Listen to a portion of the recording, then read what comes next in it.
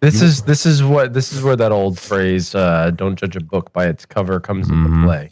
Yeah, because you never know. Like it's not a matter of looks. It never has been a matter of looks. If you look good, like good for you, that means you've done things intentionally to take care of yourself to some degree. As long as, in my opinion, plastic surgery, unless it's required, doesn't necessarily suggest that you are good looking or that you've done anything to take care of yourself. I'm talking about good exercise. Your skin looks good. Your hair looks good. It looks like you take care of yourself, right? You don't have to be the most symmetrical person in the world to stand out and be like, but you got to at least look like you take care of yourself, some self-respect. If you have that, you generally look good, right? But looks are not indicative of intelligence. That's just so stupid. That's like saying your intelligence is based on the circumference of your skull, which it was just such an antiquitous notion that it's so outdated that even people in the 1700s even would be laughing. Like, it's just so dumb. Yeah. I mean, and if your intelligence is based on the size of your skull, you may want to get that checked. Could be a tumor.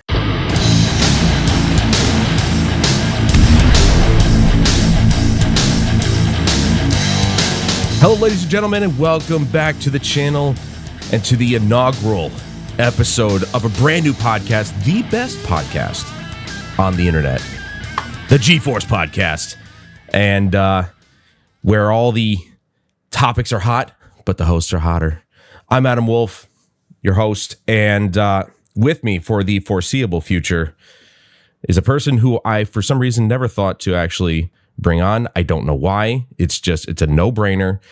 All these times I've tried to do a podcast by myself and with somebody else, and it's been a failure every time. I should have thought of him before. So I'd like to apologize to him. My brother Chris, who will be co-hosting with me for the, like I said, foreseeable future. Hello, Chris. How are you? Oh, I'm dandy. I'm dealing with pressure behind my right eye, and I'm not congested. So I have a bit of a headache. So if I don't get loud or if I need to speak up at any point, just let me know. But yeah, do you remember why I get pressure behind my eye? Do you remember what happened? It's not the tumor. It's not the tumor. No. It was during cheer practice when I caught someone off of a 2.5 high pyramid. Yeah. And their elbow came right down onto my eye and fractured my orbital socket. Mm-hmm. Yeah, that's so. And then you sneezed and blew out your hip. Awesome. So we are ready to go. We are ready to go.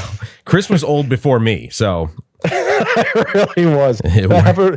That whole hip scenario happened when I was 17. Yeah, well, and he's living with it every day for the rest of his life. So anyway, enough personal information. Chris comes all the way over from Amateur Hour Commentary. Sorry. He's known as the Wolf Craze on Twitch and YouTube. I'll leave a link to his stuff in the description down below if you want to check him out. And mostly VR content if you're interested in VR gameplay and stuff like that. But and of course, you guys should know who I am at this point. If you don't, I've been doing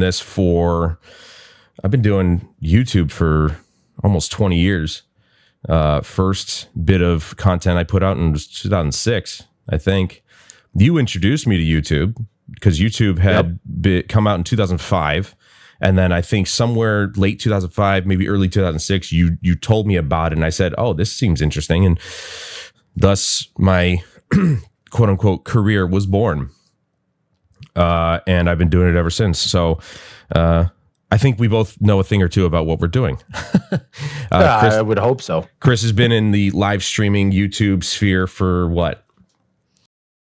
YouTube live streaming, not that long. That was actually, I'm still within my first year of streaming on YouTube. I primarily started over on Twitch because of you. Well, okay, but like watched you. The live streaming in general, like how long has that been going on? Oh God. Let's see. 2016 or 17, so around when the PSVR 1 hit. That's actually quite a bit of time, almost 10 years. Almost going on 10 years. That's crazy. That's crazy. But the problem is that I have never really had a consistent schedule because I mean, life ever changing, and now also having a child and him growing up and all that. That's it makes for a very difficult schedule creation, if you know what I mean. Yeah, Chris isn't as much of a loser as me. So, he actually has a family to take care of. I have myself. So it's a little bit easier for me to be more consistent, at least, especially these days with the things that I want to do. And, to give you guys a little bit of a history, this channel used to be known as Gamers Platform. And this is actually the title of this podcast is kind of a call out to that GP. If you were wondering why it was spelled that way. That's the callback to the original name of the channel. I decided recently to rebrand because I wanted to diversify beyond gaming, even though gaming is my passion. It is something that I needed to do in order to enable myself to do other things other than gaming, like music and podcasts that aren't necessarily gaming focused. However, this first episode more than likely is going to be gaming focused because we have a lot going on in the industry at the moment. And we, of course, have been wanting to talk about some stuff. We won't get to all of it, obviously, in the first episode, but I think it's going to be a very in-depth conversation about a couple of topics today. And the GPhorce portion is kind of like an inside joke with me and my boss at work. So I can explain it. It's not really that much of an inside joke, but it's like if I explain it, then it's not an inside joke. But he'll get it when he sees the title. At least, hopefully, he'll get it. But yeah, so I decided to combine the two. Give a little shout out to the old days of Gamers Platform, which was around for 10 years or more, and then a little bit of a callback to an inside joke between me and my coworkers. So anyway, down to business. Basically, like I said, we're going to start with gaming because it's what we know, but this podcast is really it could be about anything. So just keep that in mind. If we come back one week and we're talking about, I don't know, nonsense in social media or something, then that's just the way it's going to be. It's not going to be gaming entirely. There's a lot to unpack with social media. Yeah, well, and there's a lot to unpack with the gaming industry as of right now. And also we could talk about technology as well, which is a part of the industry, but also technology as a whole. Could be something about like you had sent me that video. Was it you who sent me the video on the AI with NVIDIA? Yes. Yeah. I did a reaction. I understood about maybe a third of it. Yeah, and it went over my head too, but I understood some of it, and just the pure computing power behind what they're doing is unreal to me. So it almost seems unearthly. Like it doesn't seem like it would be possible. First of all, I don't understand. Like, not to go off on a ridiculous tangent, but speaking of computer parts, motherboards. I look at them and I'm like, who in their ever loving mind figured out that this is how things operate? Yeah. Like, you look at it, like you state how you could put together a PC and everything. I want to know who could put together a motherboard. That, looking at it, just looks like a 2D plane with a whole bunch of tinfoil on it. And somehow it has this ability to produce what we have on our computer screens. I just don't understand it. And then they talk about code being ones and zeros. Yeah. Well, how the hell do you come across that? Like chemistry, biochem or regular alchemy type of chemistry, where you mix, different chemicals or whatever. Yeah. You could fall upon stuff just combining things just to see, right? But how do you come to the conclusion that this is a motherboard, and this, when you connect things to it, creates the... Oh, my head, if it didn't hurt before. Yeah, well, I mean, these days, of course, motherboards are built by machines. A human being could conceivably build a motherboard. It would be much bigger and a lot of wires, but it's not impossible. As far as programming a motherboard, you got me. I mean, it's ones and zeros. Binary is all computers understand. And how they go about programming all these things with the different capacitors and transistors and all this other stuff, I forget it. I don't know the nitty gritty either. But it seems so unearthly. It just seems out of this world possible, as if some some thought was transplanted into a Homo sapiens brain just to produce this and lead us to the technology we have today. Yeah. It's nutty what NVIDIA is doing. And if you guys are curious about that, you can check the video on the channel. It's not that. It was like a couple weeks ago I put that out, so you can check that out if you would like. Good video. Okay. So on to something I'm gonna give you the first stab at, a topic that you'd like to talk about. What is it that you have brought to the table this week? So I originally, you remember back in our text messages, I had sent you something from TCMF Games over on X, formerly known as Twitter.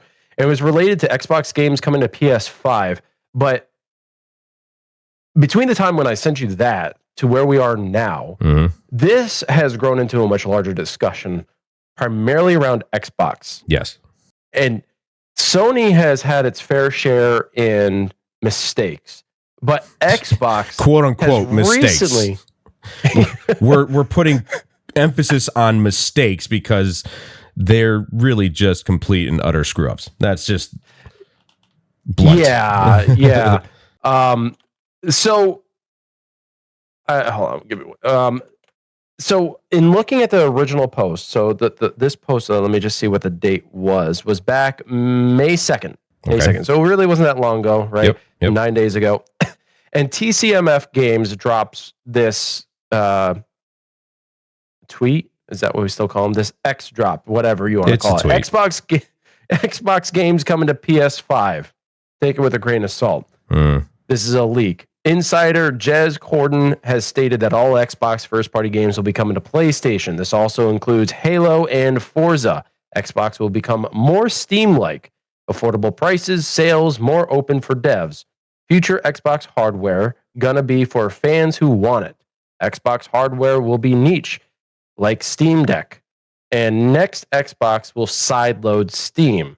And then there's an image below that shows likely AI generated or Photoshop pictures of Starfield, Photoshopped. Halo, Indiana Jones, Gears of War, and Forza. Now, I have heard news of Gears of War possibly coming to PlayStation. This isn't new to me, but Halo being such a Xbox darling, it would not make a lot of sense to send that over to the Sony PlayStation platform. However, given the stupid mistakes that Xbox has recently made in dropping studios that have had good success, like Tango Gameworks, if I got that name correct, Tango Gameworks, who made Hi-Fi Rush, which I believe only grossed a revenue of, like, what did they say? So it's somewhere over like 3 million or something like that. I don't know, but it was a Game of the Year contender last year. It was, and it also won a lot of awards. So do those awards really mean anything? No, not necessarily. Because you have games that have a lot of popularity that haven't won any awards, but they created a successful title that drew attention to their studio, which then draws attention to the Xbox platform, does it not? It would, yes. At the time, obviously, now Hi-Fi Rush is out on PlayStation, so that is no longer the case. But do keep in mind that with the transition to X from Twitter, they have community notes, and I want everybody to keep in mind that this was Jez Corden's opinion, not particularly insider information. Right. So it's not confirmed what titles, other than the ones that they have confirmed, are coming to PlayStation. Obviously, up in the air still is whether or not Halo or Gears or Forza or Starfield would ever come to PlayStation. But it is a bit of a shame because Xbox, I feel like Xbox at the moment is just giving up. They've been losing the console wars, quote unquote, for the last 2 generations. Xbox One was an absolute disaster. And Series did better, but not by that much. People weren't really interested in Xbox. They were more interested in Game Pass. Now, if you remember, people had asked Jim Ryan who was the former head of PlayStation, whether or not they would have a Game Pass-like service. And he said, no, we wouldn't want to do that to our developers. That was confusing to me at first, because I'm like, why would you say that? Like, why would it be bad for the developers? And he made the point of saying, we have that flat fee, monthly fee. We put the game out essentially for free, quote unquote. And the developers don't get the full value of that work. And I'm like, okay, that makes sense. However, that didn't stop Game Pass from being the best deal in gaming. That's just long and short of it. So with regards to Game Pass, and again, there's a lot connected with the closing of these studios versus, the closing of the studios and Xbox's seeming demise and straight downfall in terms of popularity and sales. But with regards to that particular aspect of their business, the Game Pass, ever since that released, and I listened to it on Kind of Funny Games, which I don't listen to them anymore for political reasons. They annoy the hell out of me. But when I was listening to them talk about Game Pass becoming a thing, I was like, I immediately had two perspectives on this. One, as a consumer, best deal you could get, man. Like, that is consumer service at its best. Here are brand new games for free as long as you pay a monthly subscription. I'm like, that you can't get better than that. A lot of games. I don't know. A lot of them. I as a consumer, that is exactly what you want to hear. As a developer, now this is my other perspective. As a developer, I immediately thought, wow, that sucks. Yeah. That is a terrible deal for us, because when I really sat back and thought about it, at first I was like, holy crap, that is like amazing. I would love to do that. And I was like, do I really want to get an Xbox for this?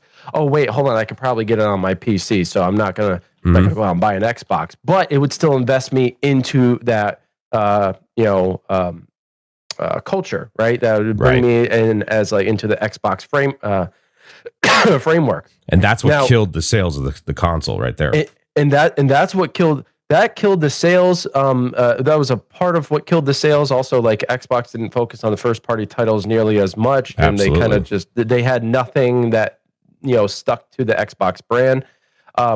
So there was that as well. But I was thinking to myself, if you really think about Game Pass, it is actually a terrible idea, because unless a percentage of that revenue that comes from Game Pass goes to the developers, they are the ones who are getting screwed over. They are not going to have the money that comes in. And realistically, when you think about it, of course, Xbox is not going to give them a percentage, because Xbox owns that studio brand. Why would they give the developers any bit of that Game Pass revenue when that's an Xbox project? Right. Well, to developers they own. That wouldn't make any sense. Well, and the problem here, and if you guys are unaware of the studios that were closed, Arcane Austin, the guys who brought us Prey and Dishonored, and recently, of course, Redfall, which was arguably one of the worst games of last year. I don't know why I said arguably. It was. So, it wasn't a good look. They were people who were working on a game they didn't want to work on. And so I don't think they put their best foot forward, because they didn't want to. They were like, this is stupid. We don't want to make a live service. And that showed in the final product. So that's one of the biggest high profile shutdowns. And then, of course, as Chris said, Tango Gameworks, who created the much loved Evil Within franchise, as well as a Game of the Year nominee, Hi-Fi Rush. And I think that, and then there's two other smaller studios that got shut down. One of which did Roundhouse, yeah, and then the other one did Mighty Doom, which was like a mobile Doom game that really nobody cared about. Nothing to say. I'm not trying to demean their work or who those people were, because it's bad enough they lost their job. But they weren't really as notable as Arcane or Tango Gameworks. You take a look Roundhouse Games. Roundhouse Games is going to be absorbed though by ZeniMax. Oh yeah. So some developers will actually like get absorbed into the main complex of developers. Others will be losing their jobs. It's kind of like a mismatch of all of it. Now,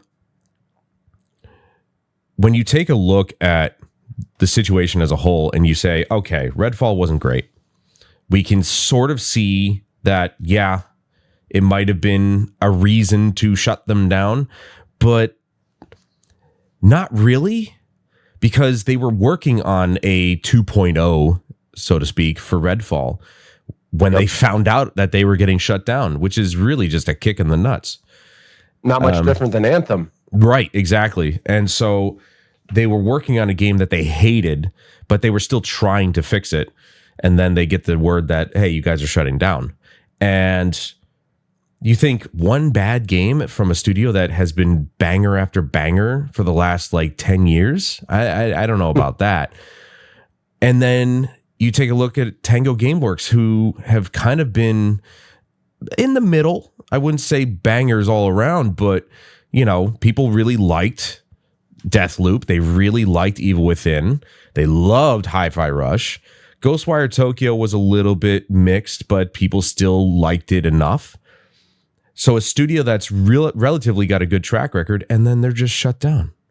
So they're consistent. They were consistent, putting out games that people enjoyed. You're not allowed to have one bad title. That is what kills your studio. And now, like, I think a lot of this, and you know, correct me if you think differently. I think this entire trajectory that we are seeing in their profit margin, in their investors willing to stay on board, everything is tanking, all because of this acquirement of ZeniMax. Well, I was just going to say, and that's the speculation around the industry at the moment, is that maybe not ZeniMax, or maybe the combination of ZeniMax and Activision. The Activision acquisition was probably the largest acquisition of any company ever, I think. And perhaps. And I think a lot of people are saying that that's the reason why, because now they overspent and they can't afford to keep these developers going. But it still doesn't explain Tango Gameworks. They put out a hit, and then they came out and I think it was Matt Booty, who is the game studio lead or something like that. I can't remember what his title is. I don't really care. He's an idiot. And he came out and said, we're looking to make games that are really out there and award-winning and blah, blah, blah. You just closed a studio that gave you that. So what the hell are you saying? These people are so far up their own ass. It's unreal. And, you know, people are like, it's really sad to see this, because Phil Spencer has done literally everything right up to this point. And now he's a part of the Matt Booties and their community guy. I can't remember his name. Green, I think something Green. Where people are now looking at Uncle Phil and just being like, he's got to go. Like, people are actually calling for him to be let go. And I'm like, whoa, Phil Spencer, the guy who brought us all this stuff? Well, you got to think about it's such a catastrophic choice. Like, it was a high risk with either a catastrophic result or incredibly high reward. Right. Acquiring Activision and the Call of Duty brand, which brought them to court by Sony, that was cost right there. So they had to spend close to a year trying to figure that thing out and come to some sort of agreement. Millions of dollars. Only for them to come to terms with that Call of Duty will continue to be released on as many platforms as they can, right? And how they work that out business-wise, I don't know. But the acquisition of Activision and the Call of Duty brand, it was kind of like a no-brainer in the sense that everybody's always going to buy Call of Duty. Call of Duty is going to live on for God knows how long. You got the CDL, which brings in a lot of money as well. Right. So you have a lot of things coming with that, but then you acquire also Bethesda, which does not have a great track record. The only game that anyone ever really speaks about when it comes to Bethesda is Skyrim, because they've sold like 9 copies of that across multiple platforms. It's ridiculous. They have Elder Scrolls Oblivion, Elder Scrolls Online. Elder Scrolls Online seems to be doing okay. It's not like the best MMO, but it's still it's hanging on. Yeah, they brought it back with Tamriel Unlimited. I think it was called Tamriel Unlimited or something like that. And then they brought out Starfield, which I enjoyed personally. Which, yeah, sure. I think if you enjoy the game for like what you and I always say, if you enjoy the game for what it is and you got enjoyment out of it, then it was worth your money. The joke around Starfield is simply that it did not do what they said it would do. It's kind of how No Man's Sky was first released, and Hello Games was like, this is what we're going to do. And it isn't until 2022, 2023 was that actually realized. And that game came out in 2016? 2016, yeah. So it's kind of crazy that, you have what the heck is his name? The head of Bethesda. He drives me nuts. Todd Howard? Yeah, Todd Howard. Yeah. Everybody's a Howardidian or something or other. And it's just like, to me, this guy is a full of nonsense character that makes all of these overreaching claims about the titles that his developers are making. And he has no investment in the game development process anymore. He just oversees it all. I do know that. I'm pretty certain. Wasn't Todd Howard a developer at one point? Yes, Todd Howard started as a dev. Yeah, he worked his way up to obviously being the head of Bethesda. But I can't remember if Bethesda was a company that he started. It wouldn't make much sense. Like, he might have been a dev at some other studio, but yeah, he worked his way up, and obviously now he is the game director. I don't know if he's president of the company or whatever, but he's the guy. He's the face of Bethesda. Todd Howard, I would say, he's verging on the edge of being another Peter Molyneux. And it's like, Peter Molyneux, if you don't know, this is dating myself, but if you don't know, he used to be the lead, or probably a game director of Lionhead Studios, who don't exist anymore, the Fable series. And this guy is the king of outlandish claims, like promises that never got delivered and all this other stuff. He'd hype up his games with just words. People would eat it up, and then they'd get whatever he put out, and it wasn't anything like he said. Todd Howard is sort of like that. Fallout 76, that's something he did with that. He's like 16 times the detail. Really? Because this texture's not loading. It was Fallout 4. It was Fallout 4. That's what it was. Well, essentially, yeah, they used obviously the creation engine, which is not built for multiplayer, and made 76 with it. And 76 is good now, but again, I feel like we're saying that a lot these days. Hell, it's good now. Well, he coined the phrase. It's not about how games come out; it's what they become. Yeah, and it's like, and he's a joke to me, because he completely undermines the truth behind game development, and that is to put out a good product for the consumer, or you lose. Game over, buddy. You make a shitty game that no one wants to play, no one wants to buy. And I'm thinking about back in the day when all you did was buy box games. You buy it out of the box, you get it. If it sucked, you told your friends, no one bought it, and that game fails. Right? Nowadays, you have the No Man's Sky effect. Everybody thinks they can pull a No Man's Sky effect, right? And it's not possible. No one thought Cyberpunk 2077 or whatever it was, was going to pull it off. But they kind of did. They kind of fixed a lot of what was wrong. Is it perfect? No, they didn't fix everything. But they certainly kind of, I don't know, they made it so they didn't look nearly as bad. They showed the effort. But why? Why?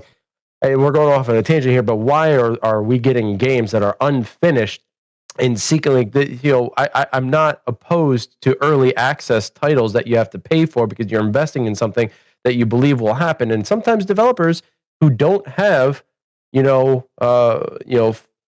big brother looking over them, trying to, pay their dividends and whatnot. They have to find sources of revenue to keep the program going, keep the project going. I paid into a Kickstarter for Elysia, that MMORPG that's very akin to World of Warcraft, right? It's still ongoing, but they had to put their game in early access, and a lot of people were really concerned about that. And I'm like, hey, they need money. They need money to keep this project going. It makes sense, and they don't have Microsoft or Sony or some other big publisher to help them out. So we went down a pathway there, but to get back to the original point of like Xbox falling, I think it all started with this acquisition, which was 70 something or other $billion. It should have been known that there was no way to make that money back. There is no Call of Duty sales number that could save you from that within a 10-year period. I'm sorry, that's so not much anymore. Money. Call of Duty is they are losing their reputation. Some of their newest skins that they put out looked like what was that imaginary friend in Sesame Street that was purple or whatever? Was it Sesame Street that I'm thinking of? I don't know. Snuffleupagus or something like that. I don't know. It's literally like a cousin It with eyeballs, and it comes in different colors. The moment that Nicki Minaj was in the game, I just lost faith in humanity, and it doesn't even take itself seriously anymore. Call that of Duty bitch does not play that game. I don't care who you are; she doesn't play that game. It's just for her to get paid. It's so dumb. So this whole Xbox debacle started with this acquisition. They were hopeful that with this acquisition, they would be able to reduce the amount of resources necessary to complete things, because now they just spent 70 something $billion. They obviously have money. They're supported financially through Microsoft. Of course, they're going to be able to pay wages, but now they can kind of cut the fluff out and save even more money and possibly pay people more and get them more support as well over the process of their development. The reality, though, is when you pay over $70 billion, your ability to get that money back in a 10-year period, the 10-year period, that is completely arbitrary. I don't know what the expected return is supposed to be I don't know, but let's say 10 years trying to make that money back for investors is unrealistic. It just, especially when most of your titles, like Sony might have been able to do it because Sony has first-party titles. They have great IPs. They have, they fall short in some hardware aspects, Vita and PSP, but in the PSVR 2. But when it comes to their first-party titles, they're the ones always in the running, almost always in the running for Game of the Year. Yes. So Sony perhaps could have pulled it off. Xbox, no. Halo was a joke. Gears of War has kind of, as great as those games are, they have kind of fallen off of they're not even as nearly as promoted as they used to be. They're not on anybody's radar, to say the least. They're not even a blip. Yeah. Halo was a joke. Halo is finally coming back and starting to become a little bit more popular because they fixed a lot of stuff. But even they lied with what they were going to do, that whole split screen debacle. Yeah. Well, and that's the point right there. When you say, Microsoft couldn't do it, but Sony could. Microsoft has acquired studios now that don't put out games on a regular basis. They don't have, 343 Industries have misstepped since Halo 4. Okay. The Coalition, who now deals with Gears of War, they've only put out 4 and 5.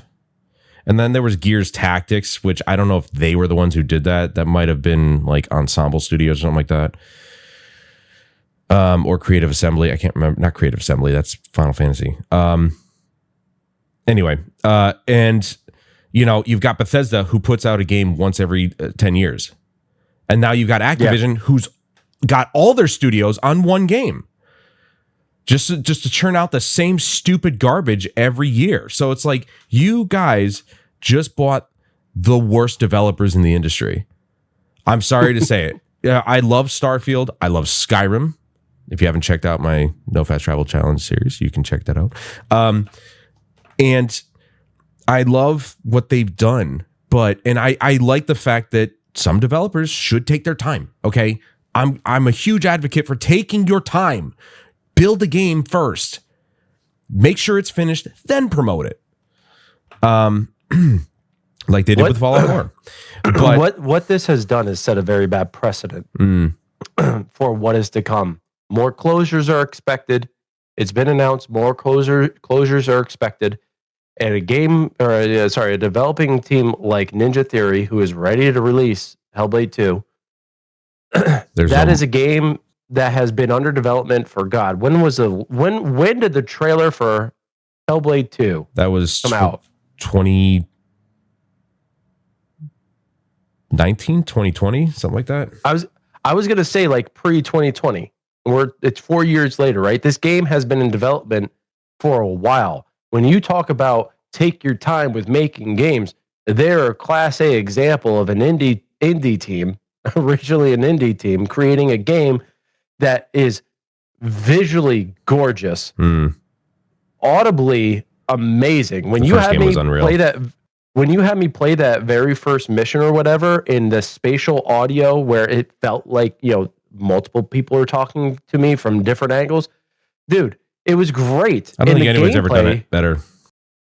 In the gameplay, the actual combat, the action in the game, which people will argue is the most important thing about a game, is how it actually runs, how it functions. It was good. Yes. It was responsive, and it felt heavy. It felt like a good fighting game.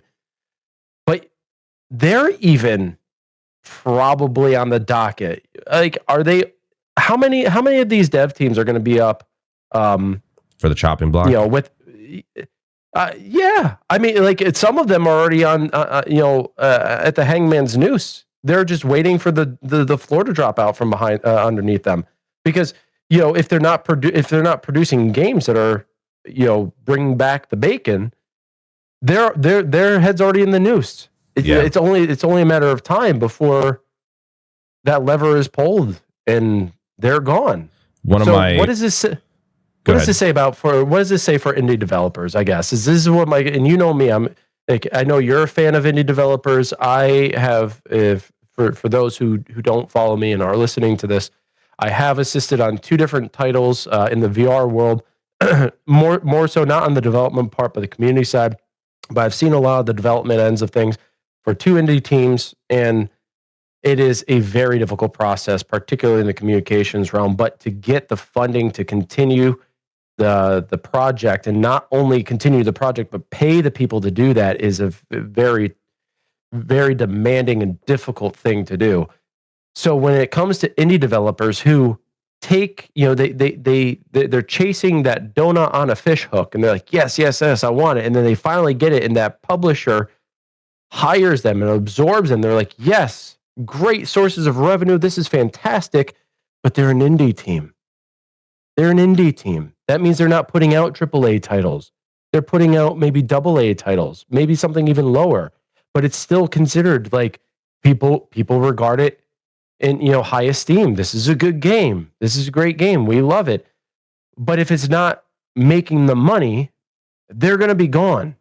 This is the precedent. These layoffs, these dissolutions have created.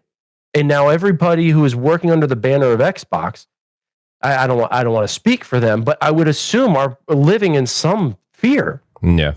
Well, they see all their colleagues around them just disappearing, and like the apocalypse has come upon us. And I imagine that there is some moniker of fear in the industry right now, especially with Microsoft. And that when Ninja Theory was acquired, I was beside myself. I was like, this is not good. It's not. I mean, at the time, yeah, sure. Ninja Theory and any other developers who were acquired by Microsoft, and this point was made by Falcon from GameRanks. I watched his video today, and he said, being in the shoes of these developers, you're probably looking at something like being acquired by Microsoft and being like, oh, we have all this money now that we can use to develop our game and make it the best that we can. And we're given the time because that's what they do. They give their developers time. They leave them alone. And then you get stuff like Redfall, where Microsoft wasn't at fault, but when they acquired the studio, they had every opportunity to say, okay, hold on, this isn't going well. We're going to give you more time. Here's more money. Because Lord knows they had the money.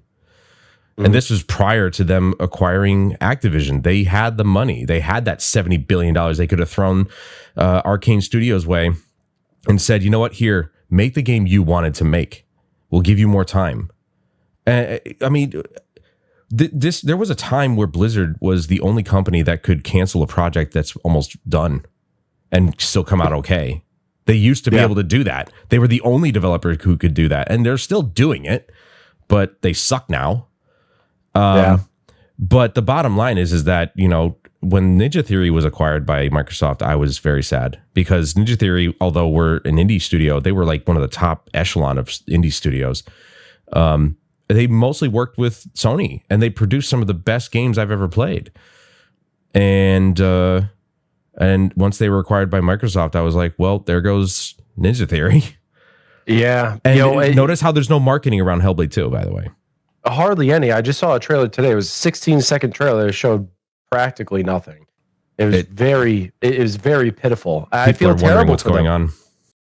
I mean, it's going to release. It's bound to release soon. Oh, yeah. I heard by like the end of the year, like August, September, somewhere around there. Sure, they had a release date.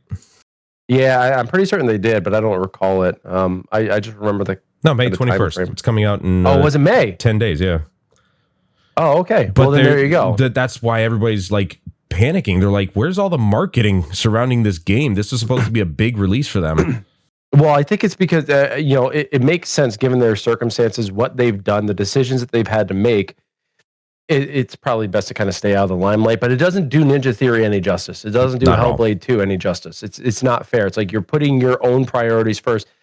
Who cares if the Xbox label is on it? Do what's right by the developer and advertise this shit. Just get it out there in front of people. You want people to have this, newfound appreciation for Xbox and start making right decisions. Yeah. Start doing things that are in the interest of developers, like you said you would.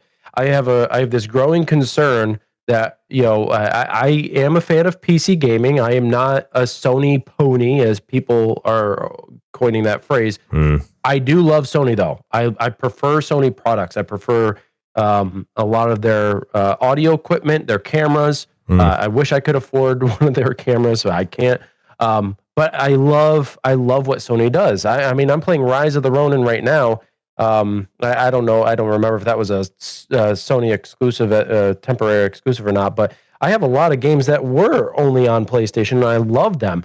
But seeing what they've done with PSVR 2 is the same thing that Xbox is not doing with, or the Xbox is doing with all their other titles. They aren't advertising anything regarding their products. And now Sony is sending their PSVR 2 to the PC in hopes to just, get rid of all of their. I don't even think. I think what they're trying to do is rid their warehouse of all the PSVR 2s possible, and then stop producing them. Yeah, I think they are. I think they want to get rid of every bit of overflow that they have. It's a fire sale. And now what they're going to do is rely heavily on the PC world to now make games for the Sony headset instead of doing anything with the hardware or making games specifically designed for the PSVR 2. They're just going to say, go ahead, PC users, come up with shit for our headset and, try to incorporate some of the haptic feedback and other things that we put in there because we're not going to do shit about it. So have fun. And that's my concern. All the creativity that we found in the consoles are now just kind of bending the knee to PC, and all the PC fanboys, as I call them, the master race, the elitists, the elitists, they're all like, see, we all knew this was happening. I've listened to Asmongold all the time. Yeah. And he's a PC elitist. Yeah. And he's like, why would you want to buy one of these things? Well, it's because when games, and you've said this many a time, so I'm just kind of using your words. Go ahead. When you create games specific for a console, they tend to run better because they're designed to operate on that platform. And all the ports over to other platforms tend to be crappier because that's not what they're designed for. That's what made exclusive console gaming exciting, because you got the best of the product. You just did. Yeah. But now everybody seems to be bending the knee to PC, and I am so worried about the future of console gaming, because I do enjoy console gaming and I enjoy PC gaming. As a gamer, I enjoy any kind of form of gaming on any platform. But when we start heading towards in the direction of a monopoly, there's no innovation at that point. Yeah, you lose it. There's no innovation. By the way, that'll cost you some royalties to using using what I said. So I'm going to need payment up front. Okay. Innovation. This was something that, we've spoken about before, that there's no original thought anymore. Innovation has been stifled. And just like with Microsoft acquiring Activision Blizzard King, and it's all becoming a monopoly. Companies are going to be under one major umbrella. And, that's where creativity goes to die. And that's why indie studios have stepped up and they've been doing much better. And that's why I think as studios go along, like recently, I can't remember which studio did it, but they acquired their rights to their games and they broke off and became indie. That's what these companies should do. Ninja Theory, if they've got the money, buy yourselves out and get out of Microsoft. You should look at the writing on the wall and leave. I've said it on, I think it was Twitter, and I'll say it here. Do not sign with publishers. Don't. As much as I don't particularly care for early access because it's been abused so many times in the past, I myself have bought into 2 early access games. One was Fortnite. The other was Paragon. Epic Games. I just knew their pedigree. I loved both those games. Sad to say, Paragon did not last, but Fortnite was a great investment. But early access as a concept is only good for indie devs. It's not good for AAA, and AAA loves doing that. They love putting their stuff in early access to really feed off of people's money really early on, and they are the ones who have abused it. Not to say that some indie devs haven't, but they really abused the shit out of that system, and I don't trust it anymore. But having said that, and as demonic as Kickstarter is as well, go indie. Do not trust these publishers. They do not care about you. They want results, and they want them now. If you can't give it to them, they will get rid of you, and they will have no remorse doing it. The people could say that Phil Spencer feels bad. Sure, he feels bad, but that'll last all of 5 seconds, and then he's got to think about the next way to make money. It just doesn't matter to most of these executives. I love Phil Spencer. I think he's done a phenomenal job with his position, and I truly believe that he is a gamer at heart. That man loves video games, without a doubt. But I agree. His recent decisions have failed, and so now the devs are on the chopping block, and there's nothing that they can do. And if you're a developer already under a publisher and you have a reputable name like Ninja Theory, you don't have to worry about losing fans. Yeah, no, we're if here. If you're reputable, people will follow. It doesn't matter.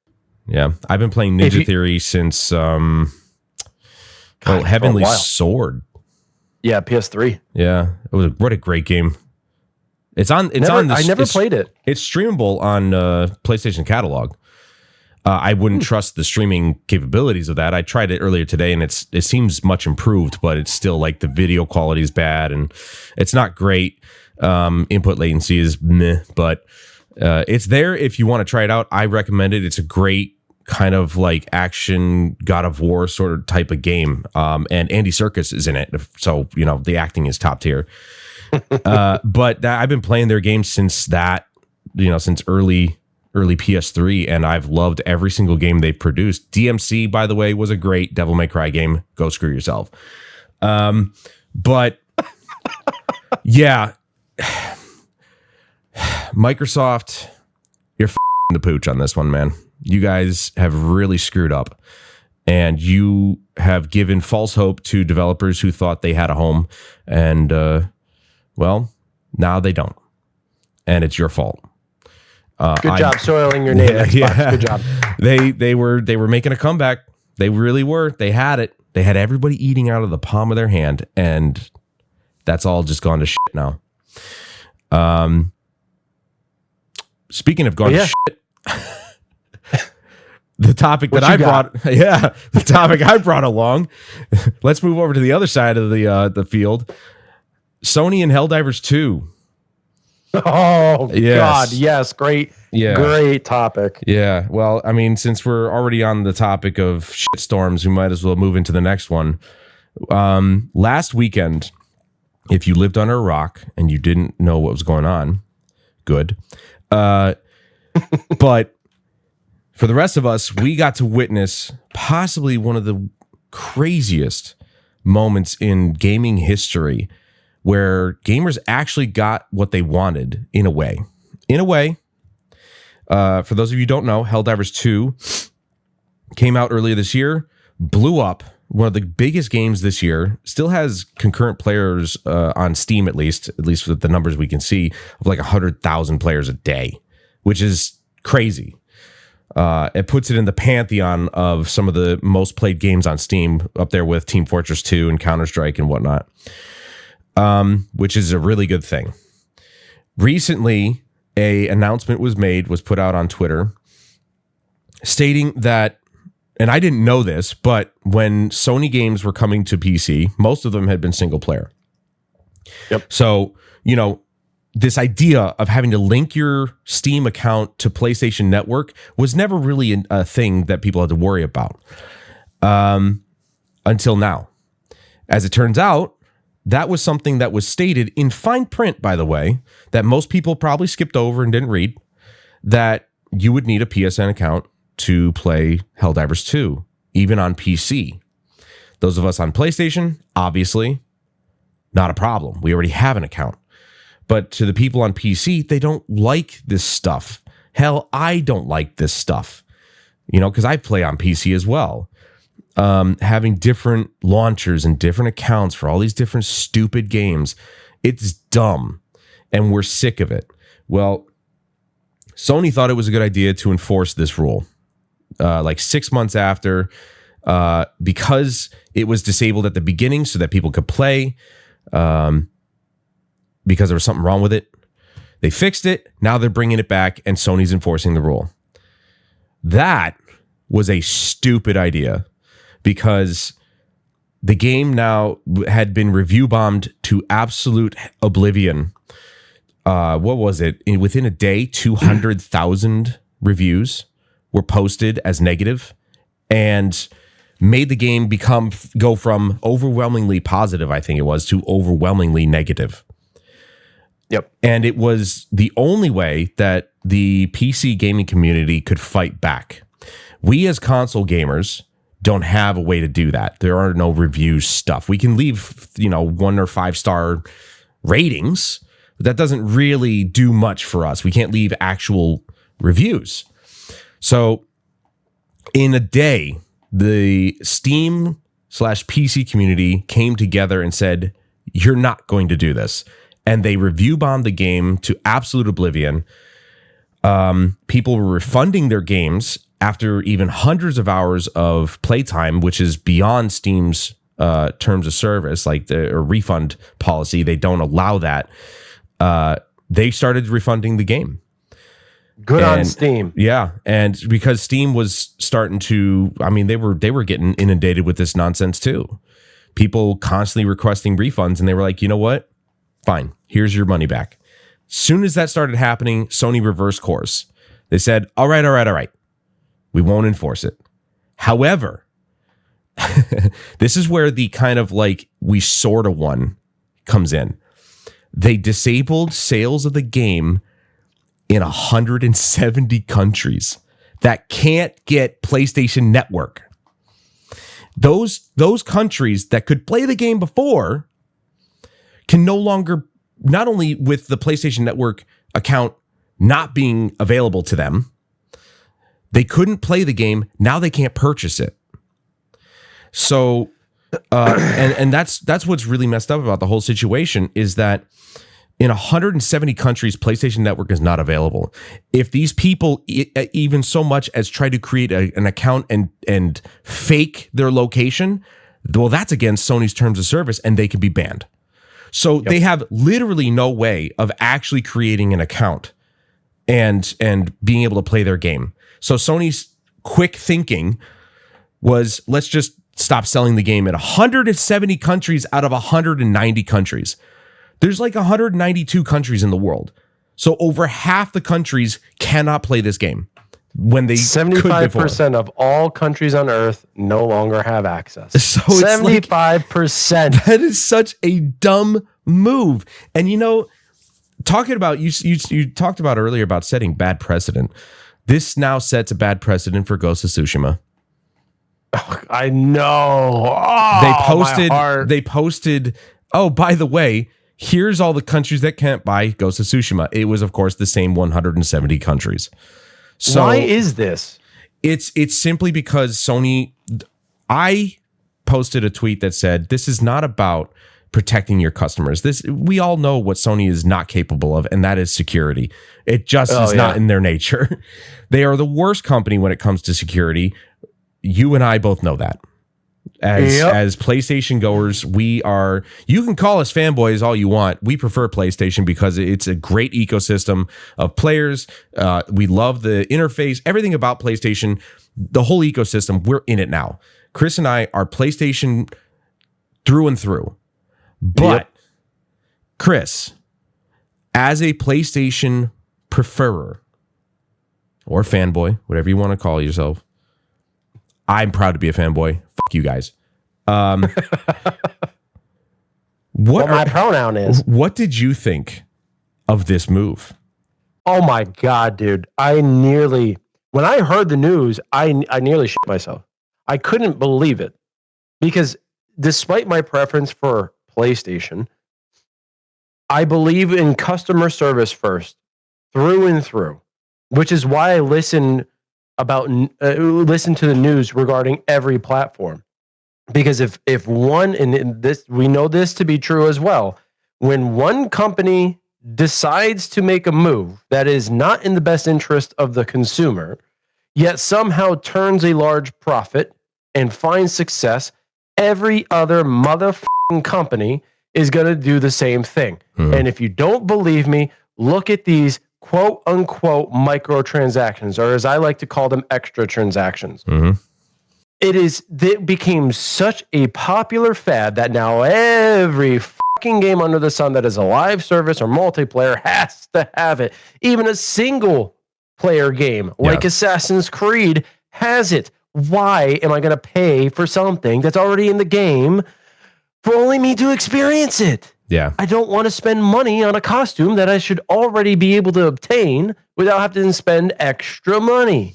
Well, that's a different topic, of course, entirely. It is, but this is the precedent that it was setting. If they were going to do this with Helldivers 2, then every cross-platform transition from PlayStation to PC, every title is now subject to this rule. Right. They haven't enforced it for other games. And here's the thing, they're very picky about it, right? They didn't enforce it for some games, they enforced it for other games, and then they enforced the hell out of it for Helldivers 2. And you know why I think they did that? Because they wanted to boost sales of PSN accounts. Well, and that's the overall, that's the overall sentiment, is for them to bolster their numbers on PlayStation Network because it looks good to investors. It's just another way for a company to just appeal to their investors instead of their player base. I personally think, my tweet basically said, it's not about bolstering numbers. It's not about bolstering sales. It's about control. Mm-hmm. They want control of their product. They don't want you to have control of it. That's beside the point.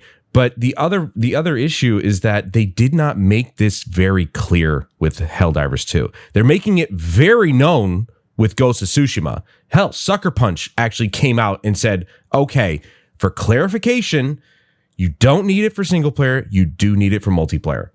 At least the developer came out and said, by the way, here's how it works. Sony didn't do that.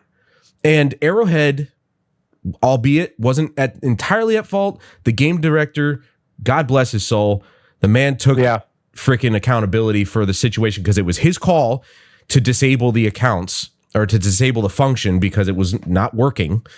So he took some responsibility, which is a leader. That's what a leader does.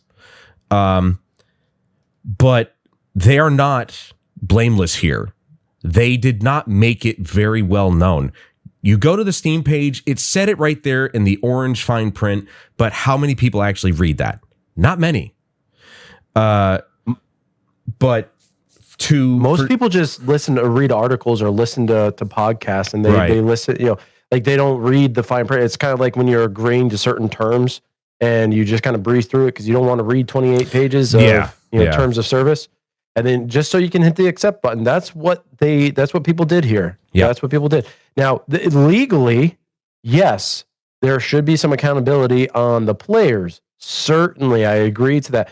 But it is such a much smaller percentage of responsibility on the player to go searching for that information when something that is restricting to accessing the game, accessing the product that you're paying $50 to $70 to, in some cases, over $100 for, that is now on either the developer or the publisher or the platform on which it's releasing. It is their responsibility to inform the consumer more directly, not in some fucking font print that no one is going to look at, that they know no one is going to look at, and they use it to try to take advantage of people. It's basic marketing. Yeah. Well, and the thing is that a lot of people didn't think that they had any kind of, we didn't have any kind of legal recourse for this, but we do, because if anybody wanted to bring a class action lawsuit against Sony, they could, because on Sony's own website,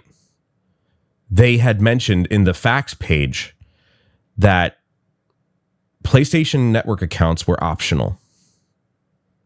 Yep. And then when this all dropped, they changed the text to say it was required. So not only did they lie, but they did it twice. Like, how do you fuck up twice? They literally lied twice. They essentially lied, about a network account being necessary. And then they basically changed their own words, hoping that nobody would see. Come on, it's like you're trying to cover it up, dude. People have clipped everything. They've clipped everything. They've saved every fucking thing they can. And plus, people have the ability to. There's this function. I saw Young using it once. You can actually revert something back to its original form on a website prior to the change that occurred. There are web browser features that allow you to do that, so you can see what has actually changed. Yeah. So like, you're not gonna hide anything, Sony. It's on the fucking internet. When they used to say when it's out on the internet you're screwed, they were right.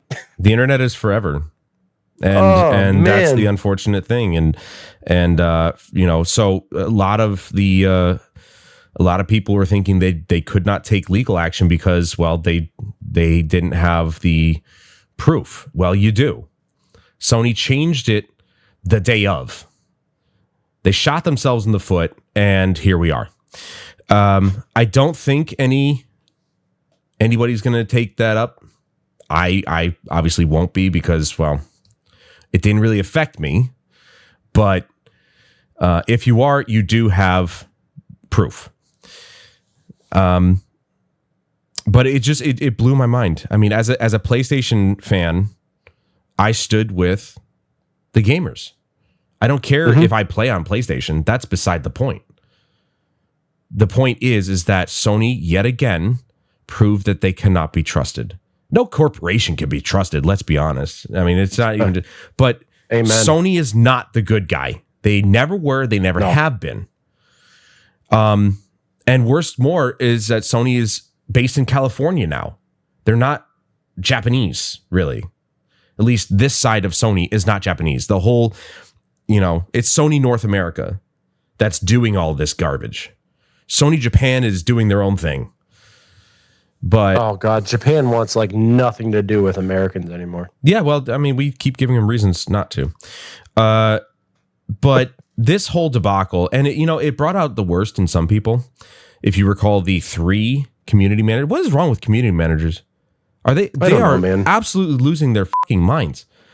You cannot talk to people like that, especially on the internet. You are in a position of professionalism. If you cannot speak like a professional, you do not deserve to be there. You are a stupid snowflake and you should have been fired day one. There are 3 community managers that spoke out in defense of this decision. Ugh. 2 of which absolutely are snowflakes and fucking weirdos, and they deserve to be fired who haven't.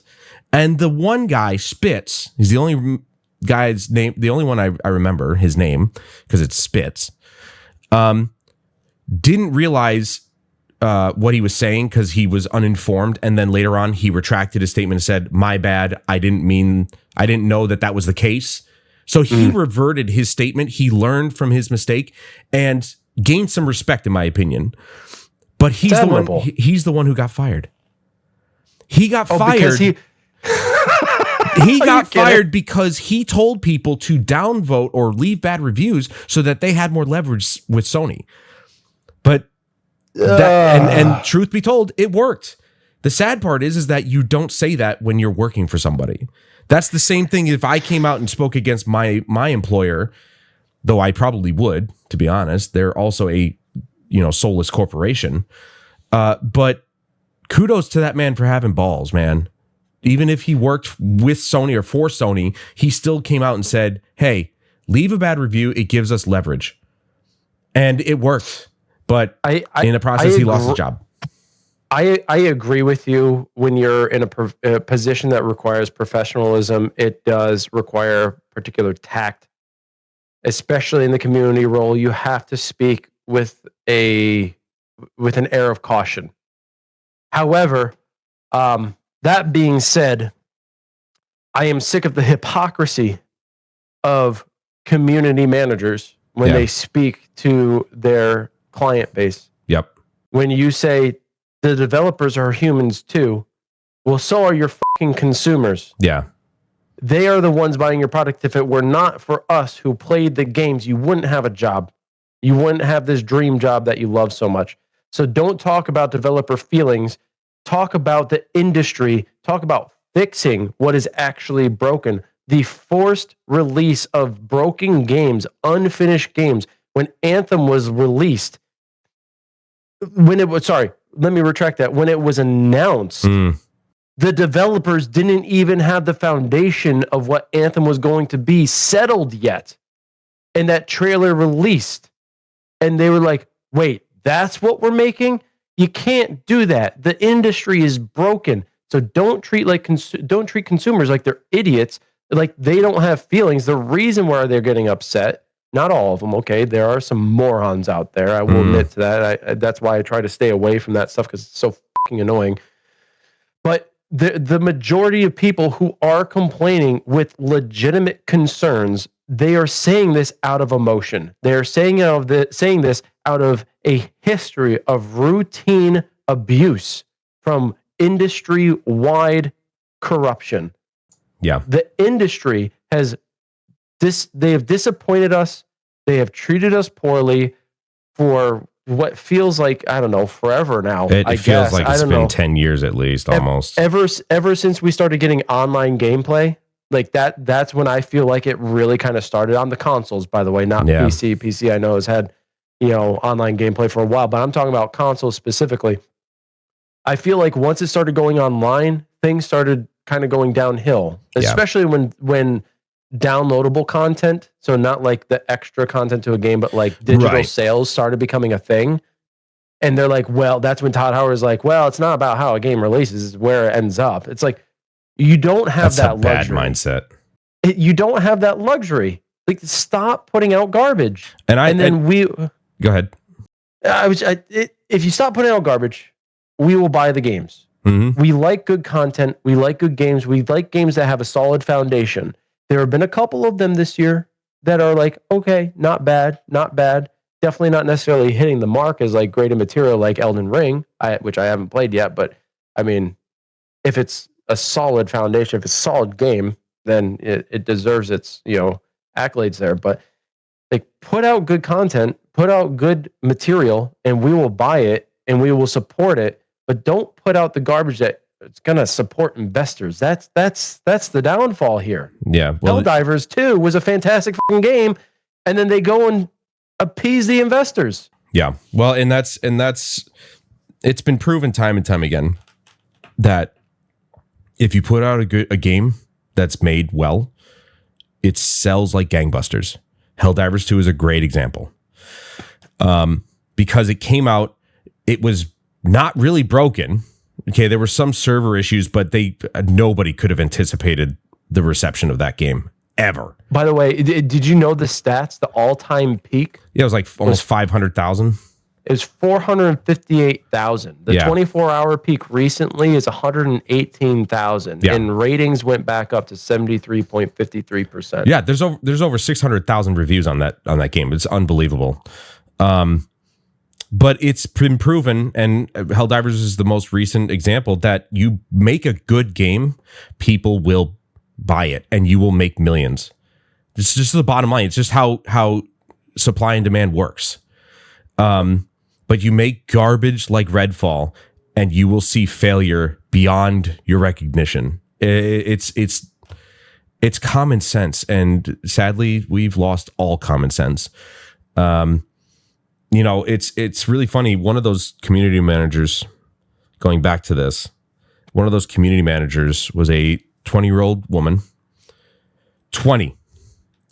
Why is she a community manager? She can't even keep her own emotions in check. Like, her Twitter's private, by the way, now, because she was being harassed so much. And I say harassed because, well, let's be honest, that's probably what she was getting. And deservedly so, because she actually apparently was salivating at the idea of being able to ban people. It's like, who the fuck are you? And she immediately just got absolutely lambasted, and her account went private immediately. It's like, look, exactly, you can't handle it. You're 20 years old. You've barely lived yet. Why are you applying to be a community? Why is she being hired as a community manager? Why does she still have her job as a community manager?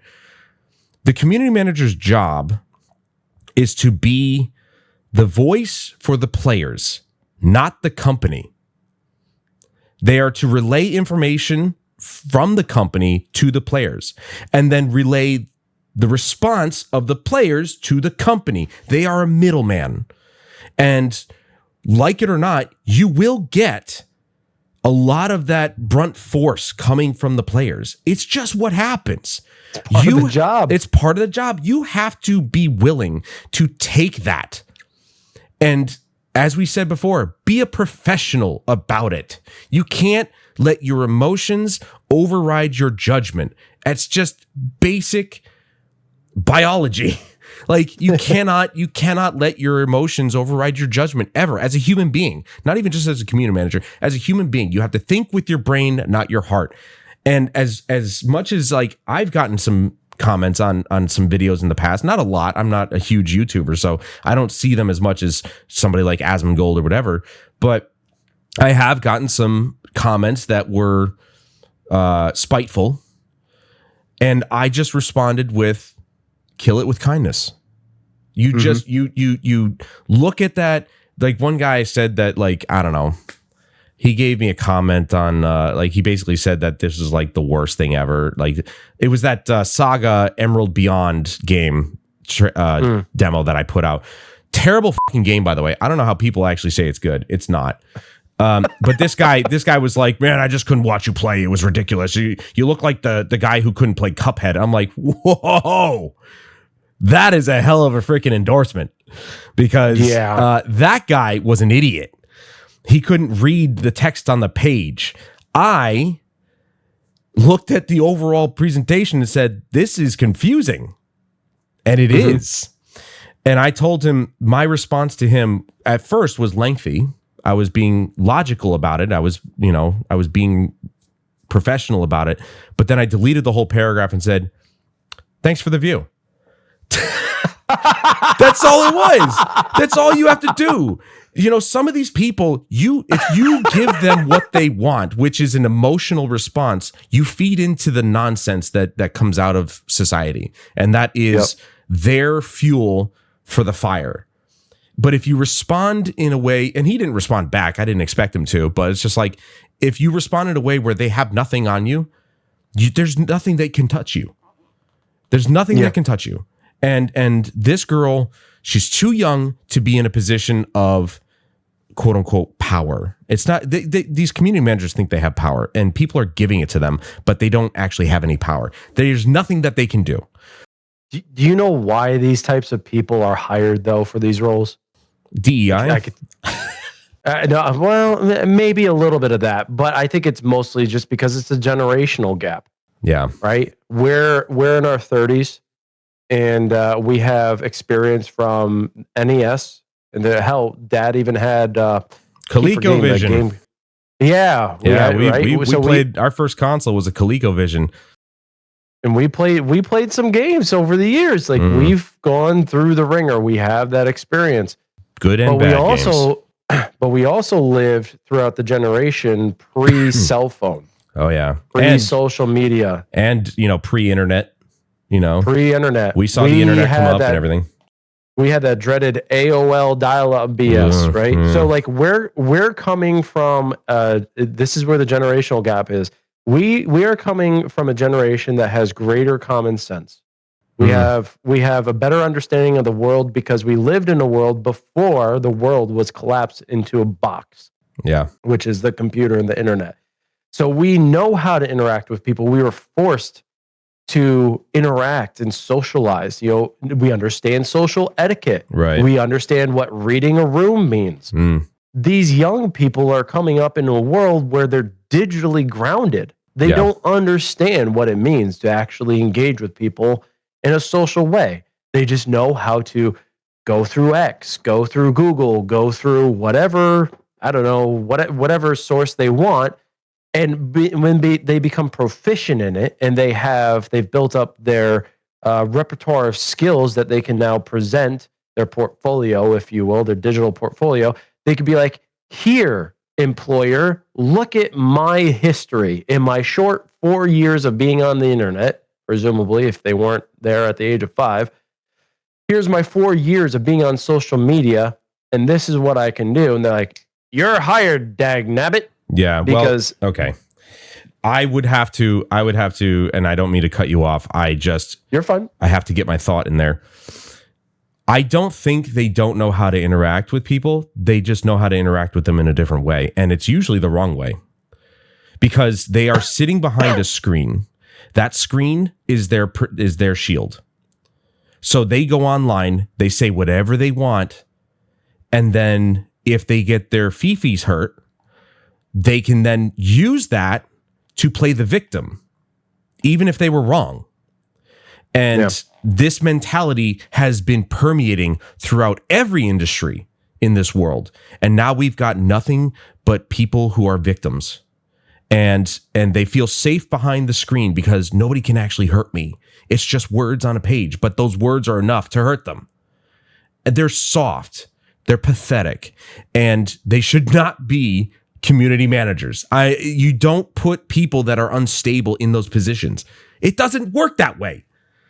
You take somebody like myself or like you who have their own community to manage, and you put us in those positions. I'm not saying hire us, Arrowhead. I mean, I wouldn't mind, but hey, yeah, seriously, you don't hire people like that. You hire people like us that have the experience, that understand that there's a time and a place to act a certain way. This is not one of those places. This was not one of those times.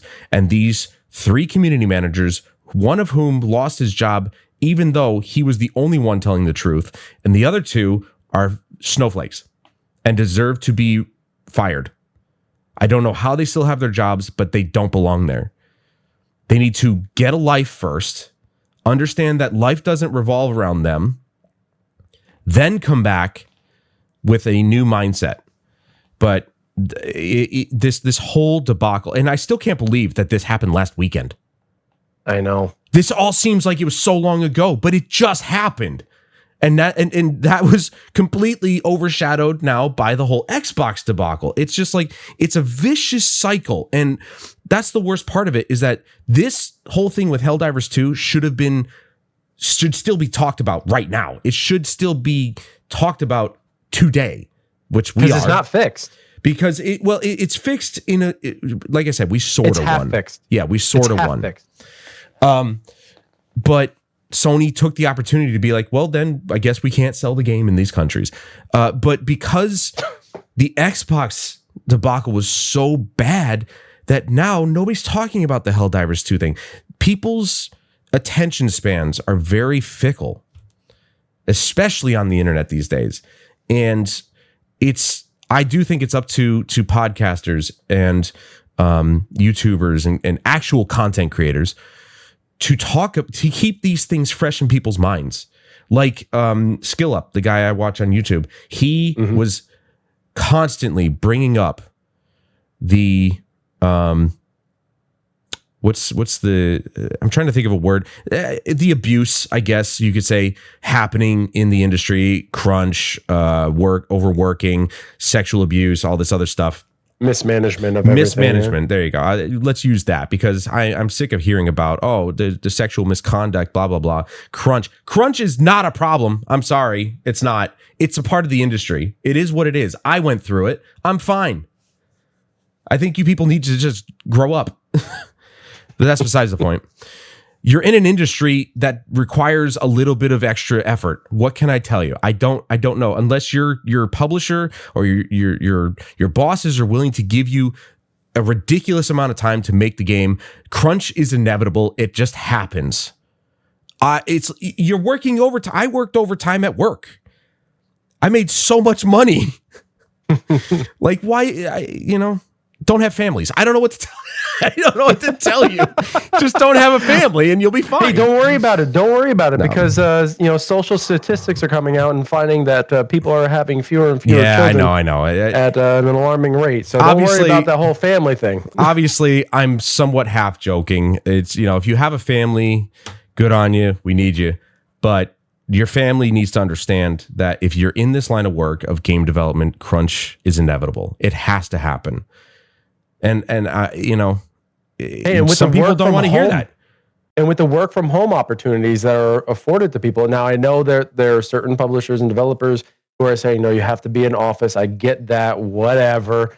But there is stuff that can be done at home. So, like, talk to your boss and see if you can work out a schedule where, hey, work at home like once or twice a week, just to accommodate family life. Like, there has to be some sort of balance. Well, that's a whole different topic. Yeah, that's a whole thing that I've got some very strong feelings about. Like when who was it that was starting to I think it was Blizzard was starting to mandate people come back to the office or something. Yeah. And people were fighting back against it. They were like, no, we want to stay home. And I'm like, quit being a pussy and go into work. Like, and some people came up with legitimate reasons like, well, I have to travel an hour and a half. It's like, okay, well then that's a good reason to be remote.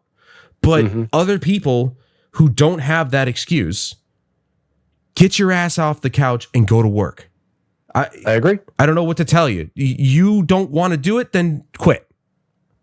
This isn't about working remotely is such a security risk, because There's no more secure area than the building that the project resides in, where all the firewalls exist. They can't trust your home internet to be secure. That's how leaks happen. You want to be known as the guy or girl who leaked the new game? Nobody does. GTA 6? Yeah, right. That's a whole other thing too. And that happened on the premises. Yeah, exactly. So who's to say that you're better off working from home? You're not. Quit being a pussy, get back into work. So anyway, that went off the deep end there. But either way, as PlayStation players, we stand with the PC community. We do. And that is not I'm just appealing to the crowd or anything like that. We've always stood with these guys because they're gamers. We're gamers. It doesn't matter what box we play on. It was a shitty move. And we're glad that it was mostly reversed. We're not okay with 170 countries who can't play the game now. But that's got to be fixed. That's on Sony. That's revenue gone, and that was their decision. I saw the tweet from Sucker Punch, or no, was it Sucker Punch? Somebody had tweeted out saying, "Well, here's where Ghost of Tsushima can't be played," and it was the same 170 countries, and at least for the multiplayer purposes. And I tweeted out, said, "Well, you tried. Yeah, you tried, Sucker Punch. Sorry." But hey, people might just care about the single player, which you should, by the way. It's phenomenal. Yes. Even if you can't play Legends, which you and I still need to play more of that. Yes, we do. Even if you can't play Legends, which is a shame, the single player is worth it. 100% worth the price. So if you're a story buff, like if that's what you play games for, if you're a historical buff, even a historical buff, if you love stories, whether they're grounded in reality or they are just really well written, Ghost of Tsushima is a do not miss title. Play it in game. Japanese, play it in Japanese, play it in English, play it in whatever language. It doesn't matter. The story is so good. Even, there might be some degradation from the story if that voice acting isn't good. But regardless, the story itself and the way they created the world as part of the story, it's a not miss title. Yeah. Please pick this up. Support Sucker Punch, even if it's just for the single player. Legends is a great add-on. It's not necessary to play. No. It's a great multiplayer co-op experience. But it really is, it eventually is just, you're just repeating the same missions over and over again. You're just getting better gear. You're leveling up. That's it. It gets harder. It gets harder, but it's not absolutely necessary. So I'm telling you, do not fret over the PSN account. Buy the game anyway. Support Sucker Punch. They are one of the best in the business. They know what they're doing. And make sure that Ghost of Tsushima becomes one of the best-selling games on PC when it releases. And I hope that we can at least be a catalyst for that. Buy this game. Buy this game, please. And be on the lookout for Ghost of Tsushima 2. Yes. I'm so waiting for that. Yeah, well, that's going to be a few years from now, but yeah, Ghost of Tsushima 2. That's a whole other thing that I don't know if it's going to be a whole conversation, but I'm so sick of numbered sequels. Be creative. Come up with a subtitle or something. Like Ghost of Tsushima, Second War. Yeah. Well, who knows? I mean, it could just be a stand-in title for now. That's all I'm saying. We don't know the name of the title, but all I'm saying is, Tomb Raider did it. The recent trilogy, they did right. Tomb Raider, Rise of the Tomb Raider, and Shadow of the Tomb Raider. They didn't do Tomb Raider 1, 2, and 3. So at least they got creative with it. Ubisoft did that with the Assassin's Creed titles. They got rid of the numbers after Black Flag. That's a good point. Most people don't even refer to Assassin's Creed Black Flag as Assassin's Creed 4. Yeah. No, right? You're right. That's a good point. I didn't realize that until you just said that.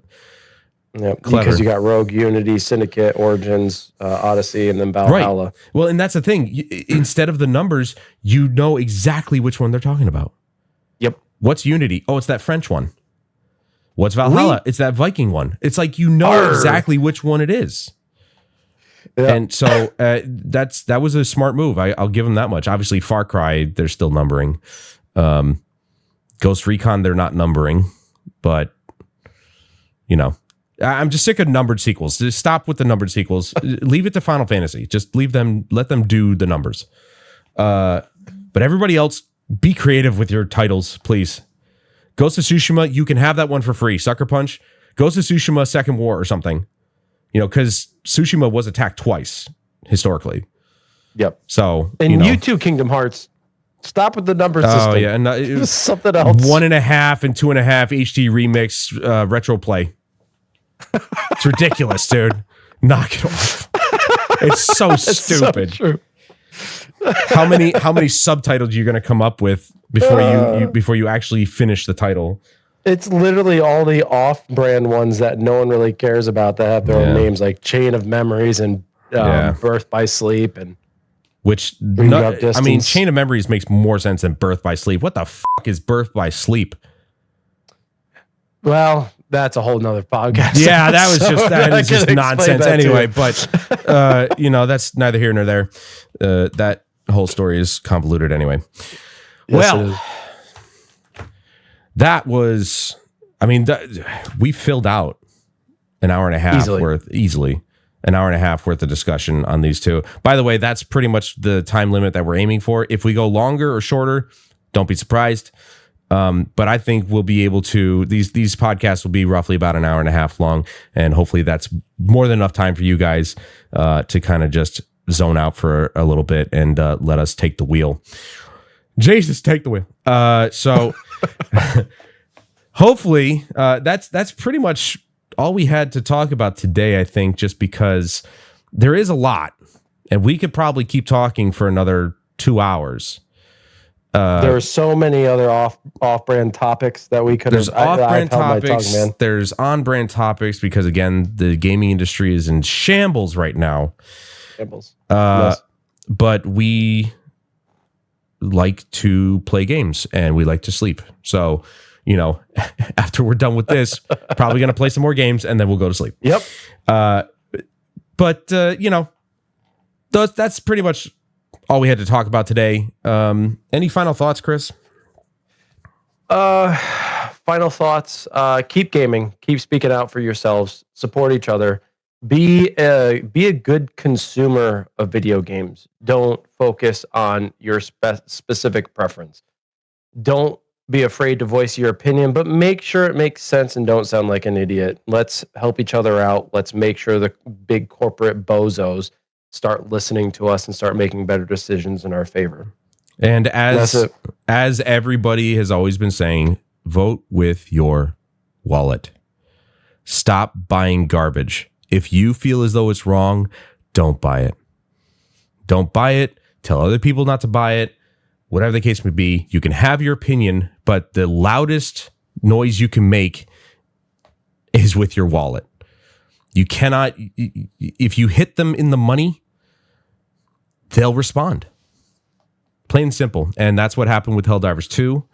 Hopefully that's what's going to happen with my... Oh, that was something else I forgot to just say real quick. People saw this happen with Helldivers 2. This whole thing is like, oh, let's, leave bad reviews. Let's refund our game. Let's not buy it, whatever. They saw that work. After the closure of Tango Gameworks, people started leaving bad reviews for Hi-Fi Rush. And I'm like, that's not going to bring the studio back. That's not how that works. The whole reason it worked the whole reason it worked with Helldivers 2 is because it's an active studio. It's a game that's still going. Hi-Fi Rush, downvoting Hi-Fi Rush on Steam after Tango Gameworks has been dissolved will not bring the studio back. It's not how that works. Dumb, dude. You people are retarded, bro. You need to grow up. That's not how this works. It only worked once. Oh. So stupid. Anyway, that was something I completely forgot to say in the main thing. Overall, speak with your wallets because it works the most. Hit them in the money because that's when they will respond. But that's going to do it for us in this first episode, guys. I hope you enjoyed it. I know I did. Chris, I know you did. Oh, yes, sir. We have a lot to say.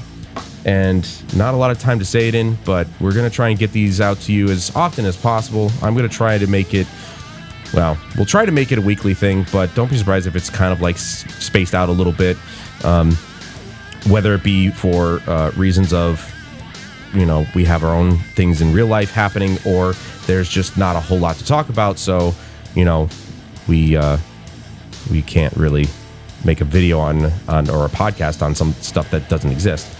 But if you would like to actually contribute, let us know in the comments if there are any things that you'd like us to talk about. Again, doesn't have to be about gaming, could be almost about anything, and we will give you our thoughts on it, and hopefully, you know, that'll get you guys engaged, because we would sure like some engagement. So if you got any topics, leave them down below. We have opinions about everything, folks. Yeah, we're not just gamers. We are human beings. So political stuff, technology stuff. I mean, just you name it. Leave it down in the comments. Let us know if there are any things you guys want us to talk about, and we'll get right back to you on that. But that's going to do it for us this time, guys. Thank you so much for joining us. And please join us again in the next one. We'll cover more possible gaming news because, like I said, there's a lot to talk about. And, or maybe it'll be a topic that you guys suggest. Let us know. But for Chris, I'm Adam Wolf. And we'll see you guys in the next one. Bye-bye.